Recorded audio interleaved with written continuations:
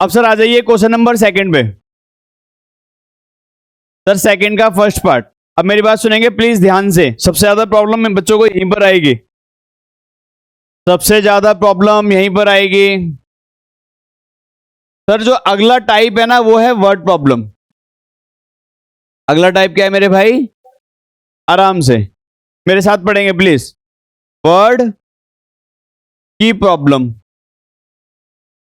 Problem किसकी? Word की problem या प्रॉब्लम मतलब प्रॉब्लम यहां पर कौन है? क्लियर है? ऐसा लग रहा है ना इंग्लिश पढ़ा रहा हूं मैं, सब्जेक्टिव वर्ब है ना, आज तक मेरे को तो आई नहीं इसमें देखो तो सर सारी कहानी पता है कहां छिपी है? सर इसमें। सर इसको समझ लो, बस इस वर्ड को समझ लो सर। मतलब सर जितनी केयरफुली आप स्टेटमेंट को पढ़ोगे धीरे धीरे, देखो स्टेटमेंट को पढ़ने के भी तरीके होते हैं। देखो पहला तरीका, the area of a rectangle plot is 528 meters square, the length of the plot is 1 more than the twice breadth, we need to find the length and the breadth of the plot। पढ़ ली? अब दूसरा तरीका, the area of rectangle plot is 528 meters square, ठीक है। the length of the plot is 1 more than twice its breadth, ठीक है। we need to find the length and breadth of the plot।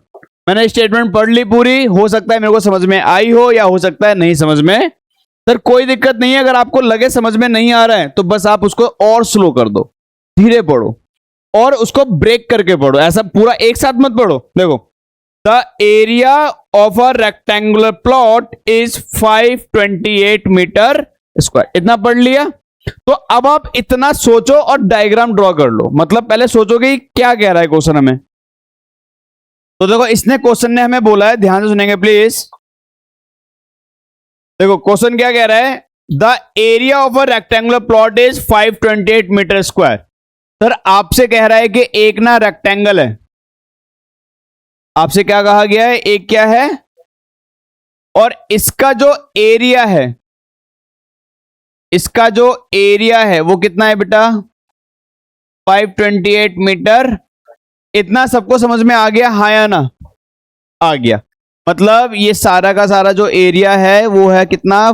528।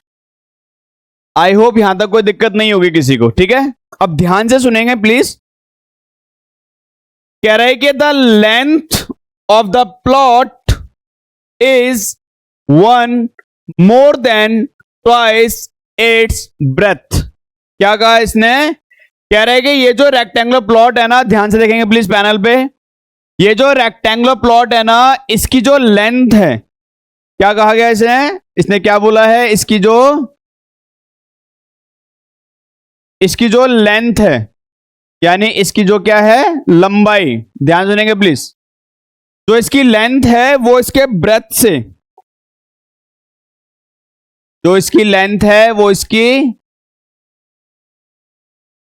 किससे?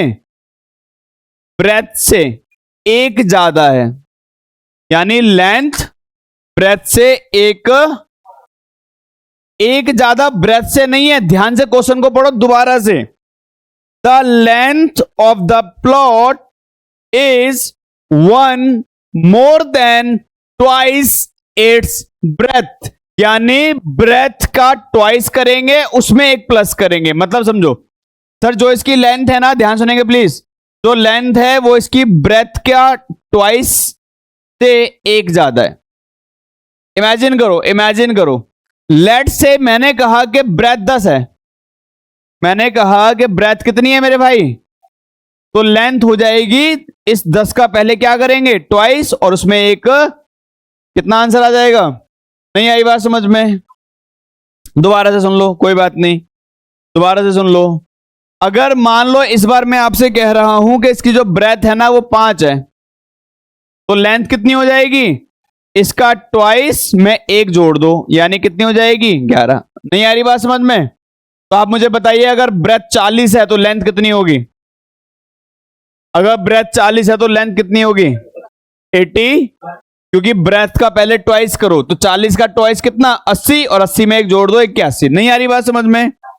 अब सर प्रॉब्लम यह है कि ना, यहां पर जो हमने बोला है ना कि जो हमने ब्रेथ ली है, हमें नहीं पता कि ब्रेथ कितनी है। अब बेटा ध्यान से सुनना प्लीज, जो बताने जा रहा हूं बहुत इंपॉर्टेंट है। जब भी ऐसे क्वेश्चंस आते हैं ना वर्ड प्रॉब्लम के, तो बेसिकली ध्यान से सुनना, चाहे वो उसका टाइप कुछ भी हो। वर्ड प्रॉब्लम में बेटा दो चीजें रहती हैं हमेशा। एक रहती है डिपेंडेंट वैल्यू। कैसी वैल्यू दोस्त?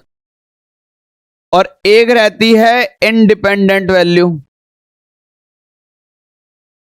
सबसे पहले तो आप क्वेश्चन को पढ़कर पहचान कीजिए कि डिपेंडेंट कौन है और इंडिपेंडेंट कौन है। डिपेंडेंट मतलब जो किसी पर निर्भर हो, और इंडिपेंडेंट मतलब जो किसी पर निर्भर। सर आपने स्टेटमेंट को पढ़ा, क्या आपको ये समझ में आ रहा है, या क्या आपको ऐसा फील हो रहा है कि सर लेंथ जो है ना ब्रेथ पे डिपेंड है? हाँ या ना? लेंथ किस पे डिपेंड है? तो ये हो गई डिपेंडेंट और ये हो गई, नहीं समझ में आई बात?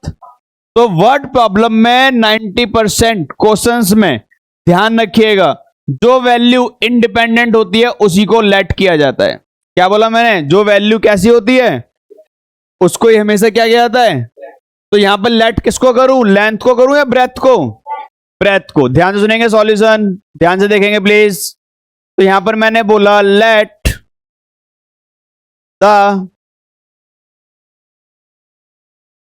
Breath of a